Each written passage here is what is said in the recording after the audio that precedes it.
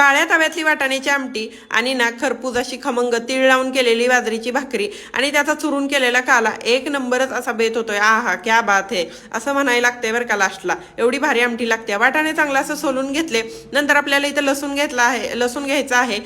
2 medium साईजचे कांदे घेतले. लसूण आपल्याला असा ठेचून घ्यायचा आहे. नंतर काय करायचं, तवा ठेवला. तवा चांगला असा गरम होऊन द्यायचा. वाटाणे चांगले डाग पडेपर्यंत ना चांगले भाजून घ्यायचे, म्हणजे लवकर शिजले जातात. तेल टाकलं, जिरी मोहरी टाकली, लसूण टाकला ठेचलेला. इथं आपल्याला फक्त लसूणच वापरायचा आहे ठेचलेला. नंतर कांदा टाकला. कांदा चांगला लाल होईपर्यंत भाजून घ्यायचा. हळद टाकली. नंतर गोडा मसाला टाकला आणि घरगुती तिखट टाकलं. हे चांगलं असं मिक्स करून घेतल्या. आपल्याला इथं वाटाणे टाकले. चांगलं असं मिक्स करून घेतलं आहे मी. आणि गरम पाणी टाकायचं आहे, म्हणजे ना वाटाणे असे डांडरले जात नाहीत, एकदम छान असे शिजले जातात. उकळी आल्यानंतर कोथिंबीर टाकली, शेंगदाण्याचं कूट टाकलं. एवढंच काहीतरी ह्या कालवणात टाकायचं आहे. एक नंबर अशी आमटी होते. तर व्हिडिओ कसा वाटला नक्की सांगा. चला.